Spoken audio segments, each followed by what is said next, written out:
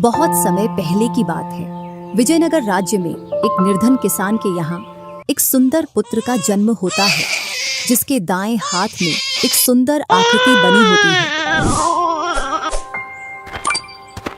बड़े ही सुंदर पुत्र को जन्म दिया है तेरी बहू ने। जी दादा। जा पंडित जी को बुला ला, तेरे पुत्र का नामकरण कर जाएंगे। जी रामू दादा। इतना सुन किसान पंडित जी को बुलाने के लिए चल देता है और पंडित के घर पहुंचकर, पंडित जी। हाँ भाई हरिया, इतना परेशान क्यों हो रहा है? आज हमारे घर पर पुत्र रत्न की प्राप्ति हुई है, बस उसी का नामकरण के लिए आपको बुलाने आया हूँ। चलो फिर इससे शुभ और क्या होगा। दोनों किसान के घर की ओर चल देते हैं। दोनों घर में प्रवेश कर जाते हैं और पंडित चटाई पर बैठ जाता है। किसान अपने बालक को पंडित के पास ले आता है। बड़ा ही सुंदर पुत्र है हरिया तुम्हारा। इसका राशि का नाम राज है, क्योंकि जब यह 18 वर्ष का हो जाएगा तब इसका विवाह राजकुमारी से होगा। पंडित वहां से निकल जाता है। गांव में इस बात की बहुत चर्चा होती है कि हरिया के लड़के का विवाह 18 वर्ष की उम्र में राजकुमारी से होगी।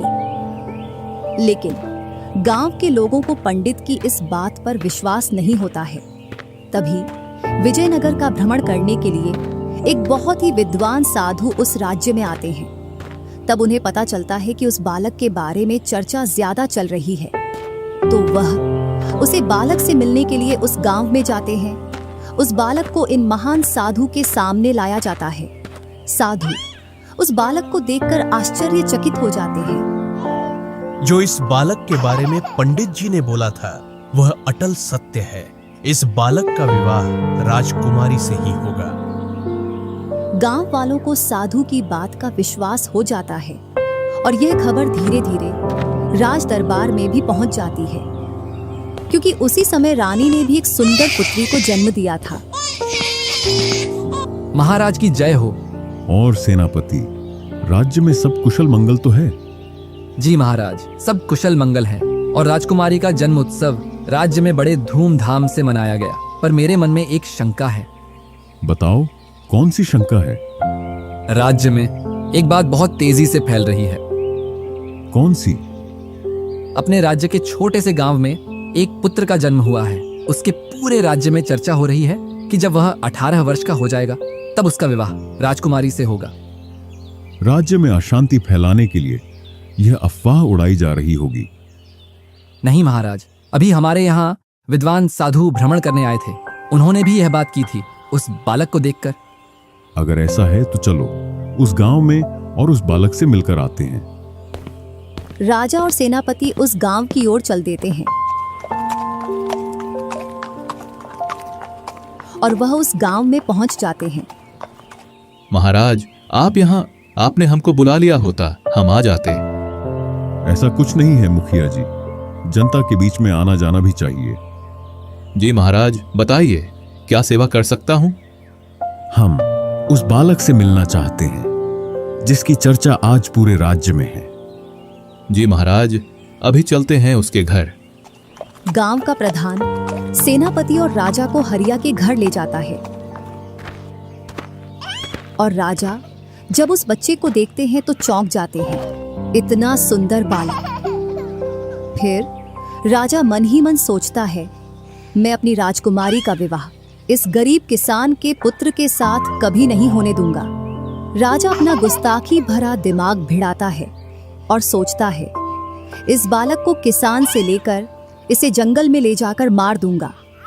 महाराज कुछ बोलिए। इतना सुंदर बालक मैंने अपने जीवन में पहली बार देखा है।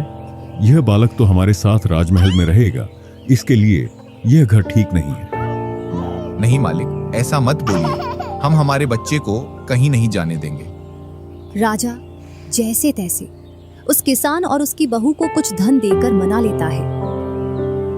राजा उस बच्चे को लेकर जंगल की ओर चल देता है।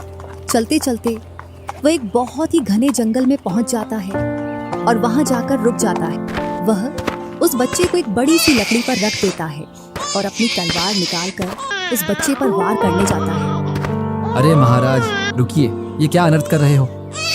मैं अपनी पुत्री का विवाह कभी इससे नहीं होने दूंगा, इसलिए इसकी मृत्यु करना ही सही है। नहीं महाराज, अगर प्रजा को यह मालूम चल गया कि आपने एक मासूम बच्चे की जान ली है तो प्रजा आपको कभी माफ नहीं करेगी। तो मैं इसका इंतजार करूं कब बड़ा हो और यह राजकुमारी से विवाह करे? नहीं महाराज, इसको ऐसा ही जंगल में छोड़कर चलते हैं। जंगली जानवर इसको वैसे ही मारकर खा जाएंगे, जिससे इसकी मृत्यु भी हो जाएगी और हमारे ऊपर इसकी हत्या का आरोप भी नहीं आएगा। राजा सेनापति की बात मानकर उस बालक को जंगल में छोड़कर राज्य की ओर निकल जाता है।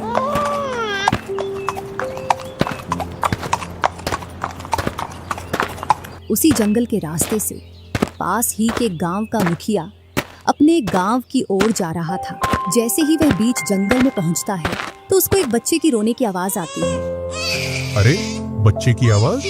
वह अपने चारों ओर देखता है, उसको कुछ नहीं दिखाई देता। जंगल है, इसमें कहां से बच्चा आएगा? लगता है मेरे ही कान बज रहे हैं। वो थोड़ा और आगे बढ़ता है, फिर से बच्चे की रोने की आवाज आती है और फिर उसका मन नहीं मानता। वह उस दिशा में जाता है जिस दिशा से बच्चे की रोने की आवाज आ रही होती है। उसको एक बड़ी सी लकड़ी पर एक बच्चा दिखाई देता है। वह उसे उठा लेता है और बोलता है, कैसा जमाना आ गया है, बच्चों को जंगल में छोड़ जाते हैं। ईश्वर, कैसी तेरी लीला, जिसको चाहिए उसको नहीं देता और जिसको नहीं चाहिए उसको दे देता। मुखिया की कोई संतान नहीं थी। उसे बच्चा पाकर वह बहुत खुश होता है और खुशी खुशी अपने गांव की ओर चल देता है।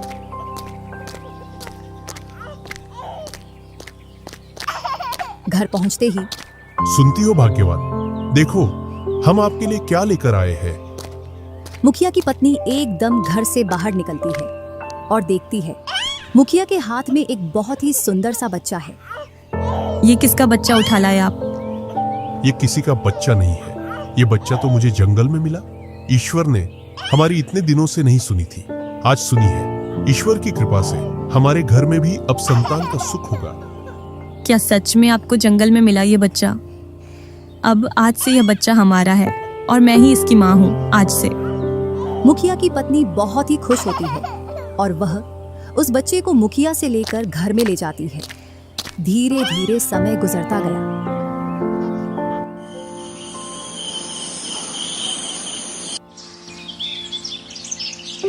मुखिया और मुखिया की पत्नी ने उस बच्चे की खूब परवरिश की और वह धीरे धीरे 18 वर्ष का हो जाता है।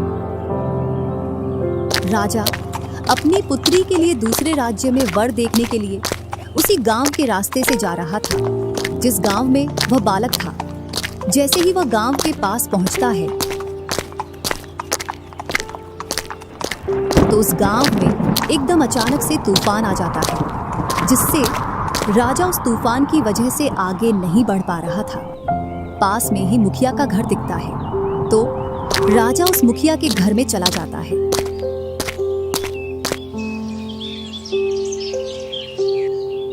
मुखिया के घर में एक सुंदर युवक को देखकर राजा चौंक जाता है। क्या यह तुम्हारा बेटा है? ये तो बहुत ही सुंदर है। हाँ, ये मेरा बेटा है, क्योंकि मैंने इसे पाल पोस कर बड़ा किया है। आज से लगभग 18 वर्ष पूर्व ये बच्चा मुझे गांव के पास वाले जंगल में मिला था।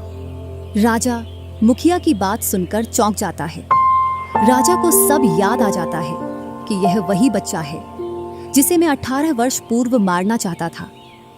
क्या आप इस लड़के को मेरा एक काम करने की आज्ञा दे सकते हो? जी महाराज, क्यों नहीं, ये तो इसका सौभाग्य है जो यह आपके काम करेगा। दरअसल मैं रानी के पास एक पत्र भिजवाना चाहता हूँ। यह पत्र बहुत ही जरूरी है। इसके बदले में आपको सोने की मुद्राएं दूंगा। मुखिया भेजने के लिए तैयार हो जाता है और वह लड़का भी जाने के लिए तैयार हो जाता है। राजा ने एक पत्र लिखकर उसको मुहर बंद करके उस लड़के को दे दिया। लड़का वह पत्र लेकर राजमहल की ओर चल देता है।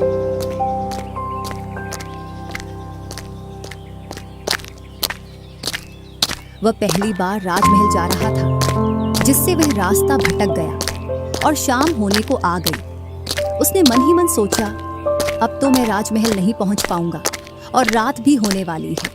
मुझे यही कहीं रुकने के लिए अपनी व्यवस्था देखनी पड़ेगी। थोड़ी और दूर चलने के बाद उसको एक कच्चा घर दिखाई दिया। वह घर के पास चला जाता है। जब वह घर के अंदर देखता है तो उसमें बूढ़ी औरत लकड़ी जला रही थी। लड़के ने सोचा, आज की रात यहीं गुजार लेता हूँ, और वह घर के अंदर चला जाता है। तू कहाँ से आ रहा है और इस सुनसान जंगल में कहाँ जा रहा है? मैं राजमहल जा रहा हूँ, राजा का पत्र रानी को देने के लिए, लेकिन अब तो रात हो गई है और मैं रास्ता भी भूल गया हूँ। मुझे ये घर दिखाई दिया तो रात रुकने के लिए मैं यहाँ आ गया। बेटा, तू यहाँ रुक तो सकता है, लेकिन ये डाकुओं का अड्डा है और उन लोगों ने तुझे अगर यहाँ देख लिया तो वो मुझे मार देंगे। बूढ़ी औरत की इतनी बात सुनकर लड़का एक बार तो घबरा जाता है, पर अंधेरे में कहीं और जाना इतना आसान नहीं था और वह दिन भर का थका हारा था। उसको नींद भी आ रही थी। उसने सोचा, जो होगा वह देखा जाएगा, अब रात में और कहाँ जाऊंगा। तो वह वहीं रात रुक जाता है। बूढ़ी औरत ने घर के कोने में उस लड़के को सुला दिया। लड़का घर के कोने में चुपचाप सो जाता है। जैसे ही आधी रात होती है तो डाकू अपने ठिकाने पर आ जाते हैं। जैसे ही वे उस लड़के को देखते हैं तो बुढ़िया पर बहुत गुस्सा करते हैं। ये कौन है? इसको यहाँ क्यों सुला रखा है? यह बच्चा जंगल में रास्ता भटक गया है, इसलिए यह यहाँ सिर्फ रात काटने के लिए रुका है। जैसे ही सुबह होगी यहाँ से निकल जाएगा। डाकू उसकी तलाशी लेते हैं, जिसमें उनको एक चिट्ठी मिलती है। उस चिट्ठी पर राजा की मोहर होती है। डाकू मोहर को देखकर घबरा जाते हैं। कहीं यह हमको मरवाने या पकड़वाने के लिए तो नहीं आया है। सभी डाकू उसको मारने की सलाह बनाते हैं। बूढ़ी औरत उनसे मना करती है, ऐसा मत करो, वह एक मासूम लड़का है, वह आपको पकड़वाने के लिए नहीं आया है। तेरी बातों का विश्वास नहीं करेंगे। तू हमें इसके हाथों से मरवाना चाहती है। यह तुम लोग क्या बोल रहे हो? मैं ऐसा क्यों करूंगी? पहले आप इस चिट्ठी को खोलो, इसके बाद कुछ करना। डाकू चिट्ठी को खोलते हैं, उसको पढ़ते हैं। उसमें लिखा था, जैसे ही यह लड़का राजमहल आ जाए तो इसको तुरंत मरवा दिया जाए। डाकू एक बार फिर लड़के की तरफ देखते हैं तो वह एक भोला भाला और मासूम लड़का है। डाकू चिट्ठी को बदल देते हैं और उसे वापस मोहर बंद करके लड़के के पास रख देते हैं और सभी डाकू वहां से चले जाते हैं।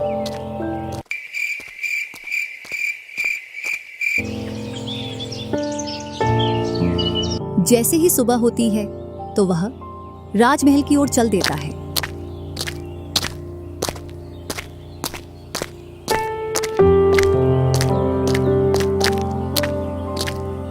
दोपहर तक राजमहल पहुंच जाता है। राजमहल में जाकर रानी को चिट्ठी देता है। रानी चिट्ठी को पढ़ती है। उस चिट्ठी में लिखा था, जैसे ही यह लड़का राजमहल पहुंचे उसका विवाह उसी दिन राजकुमारी से कर दिया जाए। रानी राजा के इस निर्णय से एक बार तो चौंक जाती है। जैसे ही रानी ने लड़के को देखा, वह लड़का रानी को बहुत सुंदर और बहुत अच्छा लगा और रानी ने उसी दिन राजकुमारी और उस लड़के का विवाह करवा दिया।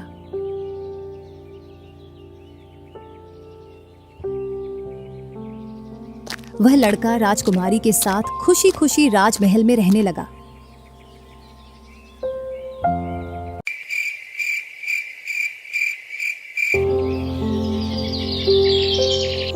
कुछ समय बाद राजा अपने राजमहल आया तो वह उस लड़के के बारे में जानना चाहता था कि उस लड़के के साथ क्या हुआ है। राजा ने रानी से पूछा, उस पत्र वाले लड़के का क्या हुआ? आपके कहे अनुसार उस लड़के का विवाह अपनी पुत्री से कर दिया। राजा इतना सुनकर बहुत गुस्से में आ जाता है। जिस बात को वह नहीं होना देना चाहता था, आखिर वह हो ही गई। राजा अपने राज दरबार में सभा बुलाता है और उस लड़के को दंड देता है। तुमने हमारे साथ छल किया है। नहीं महाराज, हमने आपके साथ छल नहीं किया है। पर जो हमने तुम्हें मरवाने वाली चिट्ठी दी थी वह कैसे बदल गई? महाराज, जैसी चिट्ठी आपने दी थी वैसे ही चिट्ठी मैंने महारानी को लाकर दे दी थी। उसके साथ मैंने कोई छेड़खानी नहीं की थी। बस रास्ते में एक जगह रात जरूर रुका था, इसके अलावा और कहीं मैं रास्ते में भी नहीं रुका था। तुमने मेरे साथ विश्वासघात किया है।